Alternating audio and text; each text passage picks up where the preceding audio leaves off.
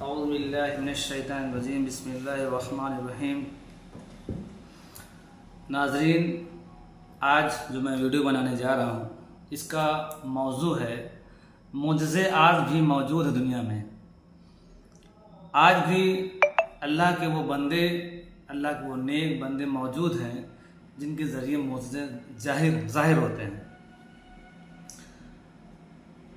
हाल ही का वाक़या है, अभी 1-2 दिन कबल का वाक़या है। लीबिया के एक शख्स, लीबिया से ताल्लुक़ रखने वाले एक शख्स जो हज के लिए, हज बैतुल्लाह के लिए जा रहा था और एयरपोर्ट पे उसको उसके नाम की वजह से, सिर्फ उसके नाम की वजह से उसको क्लियरेंस नहीं दिया गया, बल्कि उसको प्लेन में एंट्री नहीं दी गई। उसके बाद प्लेन उड़ गया और कुछ ही देर के बाद टेक्निकल फॉल्ट की वजह से, कुछ खराबियों की वजह से उसी एयरपोर्ट पर प्लेन को वापस आना पड़ा, जहाज को वापस लाना पड़ा। फिर नामी शख्स ने, जिसका नाम आमिर अल-कज़्ज़ाफ़ी था, उसके इस सिर्फ नाम में जो अल-कज़्ज़ाफ़ी लिखा था, इस नाम की वजह से उसको ये सिक्योरिटी क्लियरेंस नहीं दिया गया, बल्कि उसको रोक दिया गया। फिर दोबारा जब वो जहाज़ वापस आया, फिर उसने रिक्वेस्ट किया, लेकिन उसको एंट्री नहीं मिली, हवाई जहाज़ का दरवाज़ा नहीं खोला गया। फिर हवाई जहाज़ को दोबारा जो है उड़ा दिया गया। फिर थोड़ी देर बाद ये देखा गया कि फिर उसी टेक्निकल फॉल्ट की वजह से फिर दोबारा वापस जो है लैंड करना पड़ा उसी एयरपोर्ट पर। फिर जो है आमिर अल-कज़्ज़ाफ़ी ने कोशिश की उसमें एंट्री करने की, लेकिन उनको एंट्री नहीं दी गई। ऐसे फिर तीसरी मरतबा यही वाक़या पेश आया, यही बात पेश आई। जब वो एंट्री करने के लिए गए तो मना किया गया और टेक्निकल फॉल्ट हो गई। तो पायलट ने ये बात खुद कही कि अगर उस शख्स को आप नहीं बुलाएंगे जहाज में तो मैं खुद जहाज को नहीं उड़ाऊंगा। और जब वो आमिर नामी शख्स, जिनका नाम आमिर अल-कज़्ज़ाफ़ी था, मैं बादब उनका नाम लूँगा क्योंकि वो कोई आम शख्स नहीं मेरी नज़र में, क्योंकि इतना बड़ा मुअजिज़ा, इतनी बड़ी करामत कोई आम इंसान से नहीं हो सकती है कि जिसके ना जाने की वजह से प्लेन ही नहीं उड़ रहा था। ये बहुत गौर करने की वाली बात है। कोई इंसान हमारी नज़र में बहुत छोटा हो सकता है, मामूली इंसान हो सकता है, लेकिन अल्लाह की नज़र में हो सकता है बहुत अल्लाह का वली हो, बहुत ख़ास बंदा हो। यहाँ दुनिया में वो मशहूर ना हो, कोई ना जानता हो, लेकिन अर्श पर अल्लाह ताला के यहाँ वो फेमस हो, बहुत ज़्यादा फेमस हो। फिर वो जब वो बैठ गए तो बखैरियत और आफियत वो जो है हरम जो है जद्दा के एयरपोर्ट पर वो पहुँच गए। इस बात से, इस वाक़े से ये हमें सीख मिलती है कि आज भी दुनिया में मौजज़े मौजूद हैं।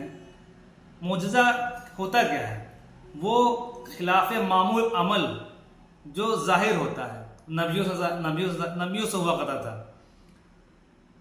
नबियों के बाद सहाबा और अल्लाह के वलियों से होता था, जिन्हें करामत कहते हैं हम। मैं कुछ मिसाल आपके सामने पेश करना चाहूँगा। जैसे मूसा अलैहिस्सलाम का मौजज़ा क्या था? उनकी लाठी असा जब उन्होंने मारा, जो है जादूगरों के सामने मारा, तो वो अजदहा बन गया और सारे जो है अजदहों को खा गया। इसी तरह से ईसा अलैहिस्सलाम का मौजज़ा था कि वो मुर्दों को जिंदा करते थे। और आप कुरान में बेशुमार वाक़यात मौजूद हैं। कुरान मजीद खुद एक मौजज़ा है जो आज तक उस जैसी किताब, उस जैसी कोई आयत नहीं बना सका आज तक। एक मौजज़ा अल्लाह के नबी सल्लल्लाहु अलैहि वसल्लम से, एक नहीं कई मौजज़ात अल्लाह के नबी से के ज़रिए ज़ाहिर हुए। उसमें से बहुत ही मशहूर जो मौजज़ा वो ये है कि जब कुफ़ार मक्का ने आपसे कहा कि कोई दलील पेश करो कि आप अल्लाह के नबी हैं, तो आपने चांद के 2 टुकड़े कर दिए और चांद 2 टुकड़े में टूट गया। इसी तरह से आप वलियों की बात करें तो जो हमारे पीराने पीर को बोलते हैं, बहुत बड़े अल्लाह वाले थे, अब्दुल कादिर जिलानी रहमतुल्लाह अलैह। उनसे किसी कैदी ने कहा, वो एक कैदी था, वो कैद बंद की ज़िंदगी गुजार रहा था, उसने कहा कि अल्लाह के वली मेरे लिए दुआ करिए कि मैं इससे रिहा हो जाऊं। आपने दुआ किया और जिस वो कैद में बंद थे, आपकी दुआ करने की वजह से वो उस जो है लॉकअप का या उस गेट का दरवाज़ा खुल गया और वो कैदी रिहा हो गया। ये बताने का मकसद ये है कि ये कोई आम ये हाल में जो वाक़या पेश आया है और सोशल मीडिया पर जो है वायरल है, ये हर जगह फेसबुक, व्हाट्सएप, इंस्टा, ट्विटर, हर जगह ये वायरल चल रहा है। तो ये बताने का मकसद ये है कि ये कोई आम मामूल नहीं है, ये कोई आम वाक़या नहीं है, बल्कि इस तरह से कई सारे वाक़या जैसे दुनिया आज से कई साल पहले पेश आते रहे हैं। नबियों के ज़माने में, वलियों के ज़माने में, सहाबा किराम के ज़माने में ये सब होता रहा है। और ये जो आमिर क़ज़ाफ़ी शख्स है, जिसको मैं आपको अभी स्क्रीन पर दिखाऊंगा और जो स्क्रीन पे आप देख रहे हैं, ये शख्स कोई आम इंसान नहीं है, बल्कि ये वाकई अल्लाह का वली है।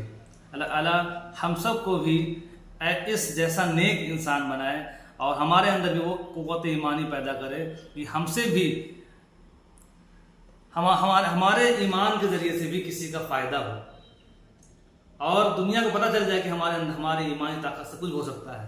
अल्लाह ताला हम सब को भी ईमान वाला बनाए, हमें भी हमारे ईमान को मजबूत करे। अल्लाह इस शख्स की हज को कबूल फरमाए और इस शख्स की दुआओं कबूल फरमाए। अल्लाह हम सबको भी हज बैतुल्लाह की तौफीक नसीब फरमाए। आमीन या रब्बल आलमीन।